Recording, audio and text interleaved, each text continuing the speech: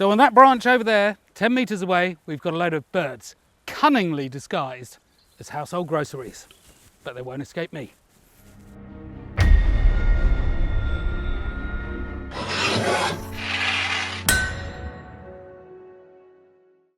Hi, it's Todd from Todd's Workshop and Todd Cutler here, and today we are going to look at this. It is a 16th century stone or pellet bow. You span it against your chest, you put in a nice lead shot like this one, and you shoot it, and it does this.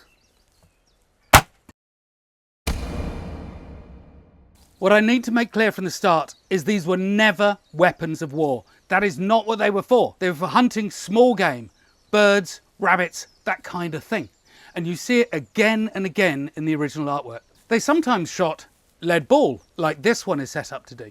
But very often they did rolled clay pellets, but round ones, uniform size. Oddly, given the name, what they never shot was actually stones. They're too irregular, you wouldn't get a clean release from them, and you wouldn't get accuracy. These early stone bows were always hand spanned. And that meant, of course, that there was going to be a natural limit to the power you can have. But for hunting small game, powerful enough. So I hit the chicken, twice in fact, because I did another take, just to make sure. But it's also powerful enough that Shakespeare wrote in Twelfth Night, "Oh, for a stone bow to hit him in the eye." I don't recommend that.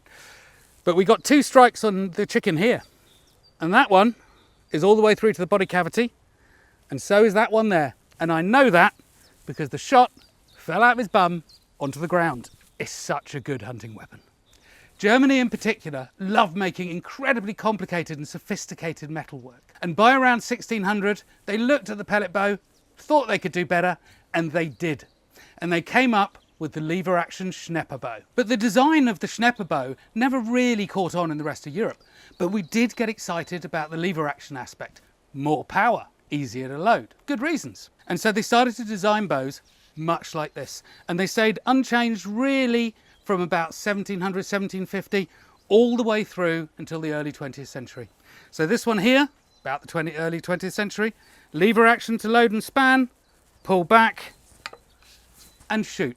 And it's still got the 2-pillar foresight like stone bows have for hundreds of years. Everyone loves the idea of more power, and the lever action gave you that. But as you saw with this one earlier on, it's still got plenty for taking small game out. But the question is, how much power does it have? Well, we all want to know. Let's find out. These bows were meant for very close range hunting.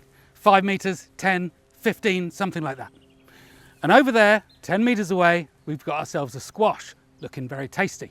And also very tasty is this Garmin Zero chronograph. So what you do is you take the bow and you span it against your chest, not against your sternum, below that on your stomach, so you can push against it. You draw the string back, hook it on, pop the shot in the pouch, and you give it to the squash.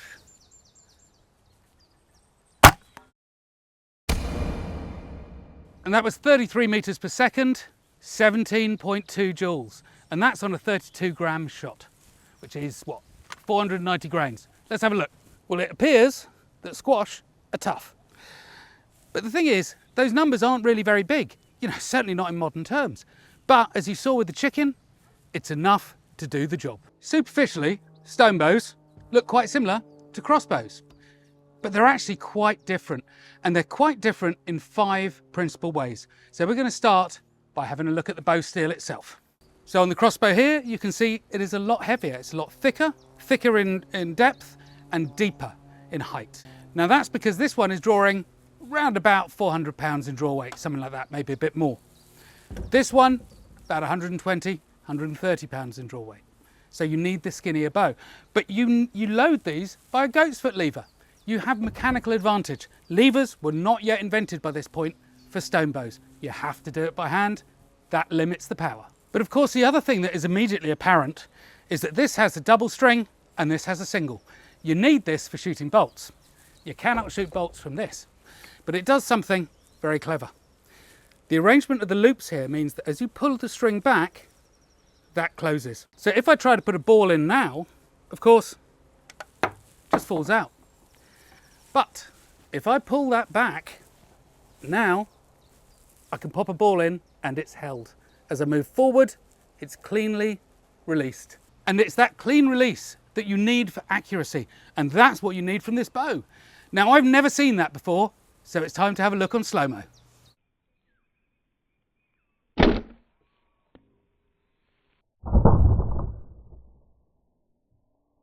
So you can see from that footage the important role that the pouch has. It needs to hold the shot as it's fully back, otherwise they're going to drop out.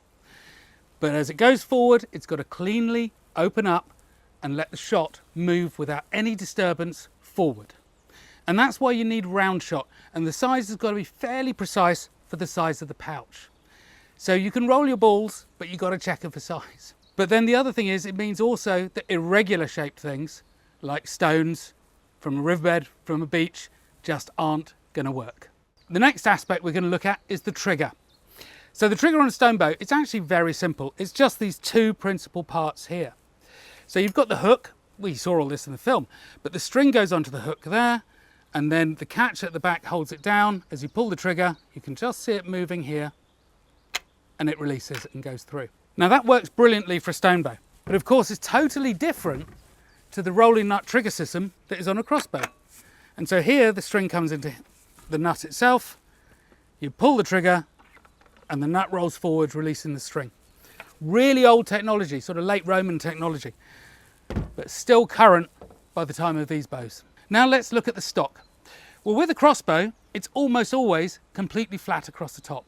You want the string to just about touch the top of the deck, stays in good contact with the bolt, everything works brilliantly. But with a stone bow, that's not the case.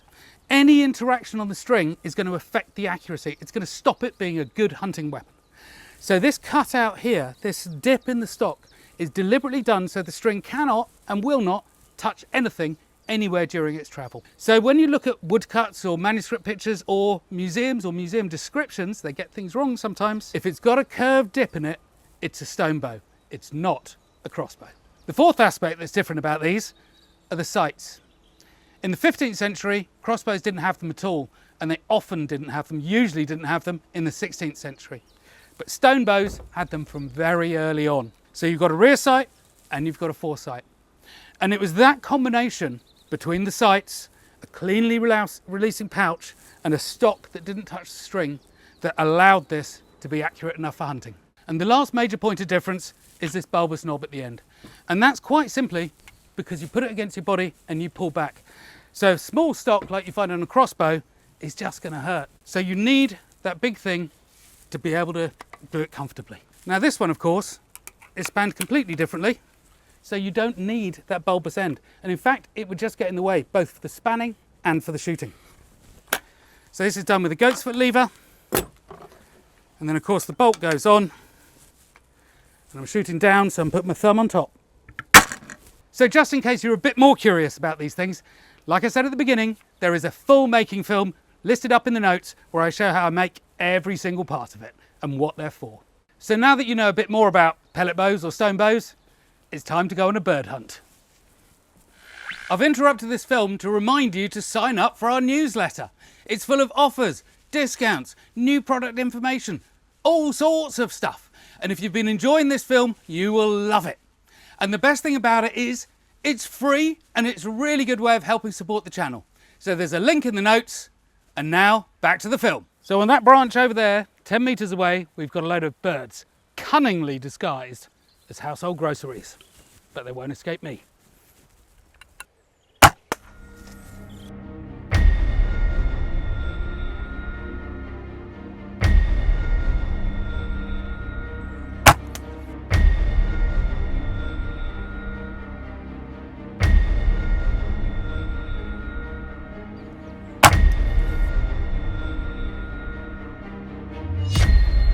So let's conclude. Stone bows or pellet bows shoot clay or lead balls with enough power and enough accuracy to take out small game. But the thing about that is that they're cheap. It's cheap ammunition, not like an arrow. So if you're likely to lose an arrow, which is expensive, use a stone bow. So they're great for taking birds out of trees, rabbits on the ground, or even ducks by the waterside. Now this is a fantastic picture by Carpaccio, not of stonebows, but of pellet bows, so the handheld version of the same thing, which were absolutely current in Europe, of men on boats hunting ducks. Round about 1500, 1550, I think, this picture. And another aspect of these, which makes them really useful, is they're relatively quiet when you compare them to firearms.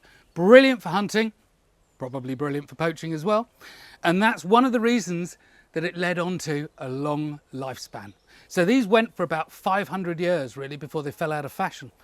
And if you look at China, which is where we think they originated, even longer than that. And of course, the last thing, which is really worth mentioning, is they're great fun. And that's it for today, and I hope you've enjoyed it. And if you did, subscribe, but also go and check out our websites, because if you like this stuff, you'll like what we do there. But the other thing is we started up a second YouTube channel, sort of like more niche content really, but it's about books, museums, tools, making techniques, all sorts of things. Stuff that doesn't really fit on the main channel here, but go check that out as well. Anyway, I'll see you again. Thanks very much, guys.